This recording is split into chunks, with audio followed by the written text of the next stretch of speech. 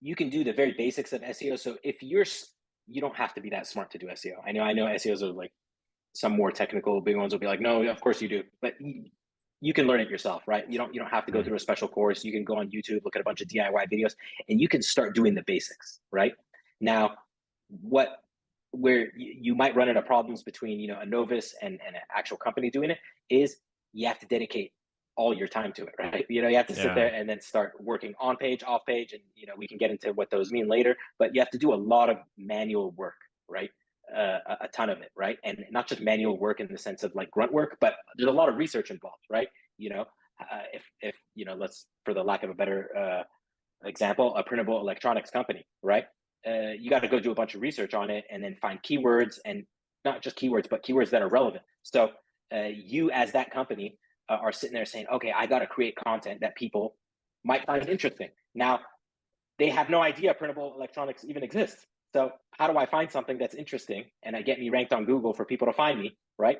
That's the secret sauce, right? That's what's not so easy, right? That's where these companies, these startups, clean tech, whatever they're into, have to kind of use their creative juices, right? To sit there and say, how can I explain this in a way that helps people, right? Without getting stuck in the weeds. Like, for example, crypto for many years got stuck in the weeds. There, people go, oh, this is how the blockchain works. Nobody cares how the blockchain works. They just, nobody asks That's so Visa, true. how does That's the so credit true. card work? I just want to know that Visa's accepted. I don't care how it works, right? And Mm. crypto jumps straight into like, this is how the blockchain works, and it goes over everybody's head, and they're like, man, we don't care, right? That's why, uh, you know, not that I'm a crypto bro or anything. That's why, let's say, the only explainable thing in crypto was like NFTs, right? It's this little digital thing that it's yours, and you can use it all around the internet, and forget how it works. It's just yours, right?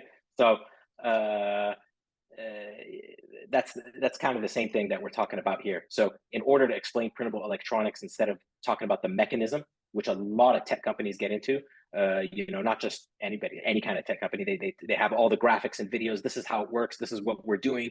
This is the mechanism behind it.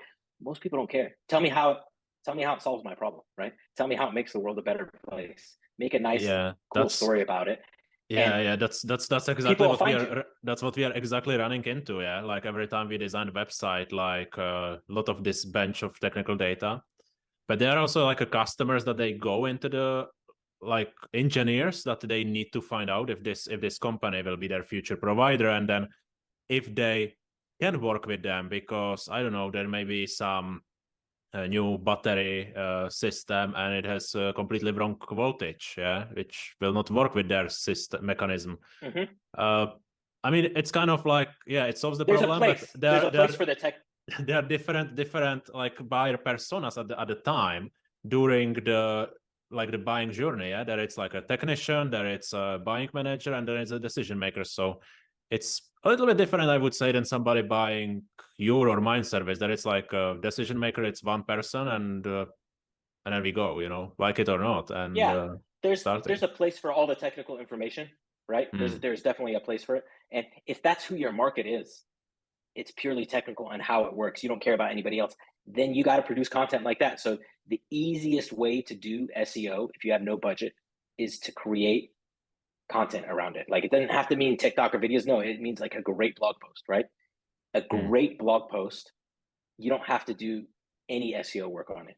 Google will do it all for you, right? Okay. If you write a nice, unique, relevant post that's helpful to somebody, especially like Google, their last major update was called helpful content, but that is truly helpful, something that you read and you're like, oh, okay, awesome, right? Mm. If you're writing that kind of stuff, all right, Google will push you up. It'll start ranking your article, right? Because it's actually great and useful.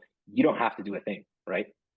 Now, it's not easy to create that content, right? You can't do it every day, okay? But you could put in the time. If you don't have the budget, you could put in the time to do it, and then you could dedicate a few hours a week to sit there and create one post a week, maybe. You know what I mean? And then just be consistent at it. Provide value to whoever you're trying to provide value. They'll find you, right? So that's in my long-winded answer for saying, like, if you don't have the budget for SEO, create some kind of content. So I would say, if you don't have budget for SEO, let's write article once a week for a year, and you will get some traction from Google. You will. Absolutely. Now, most people give up after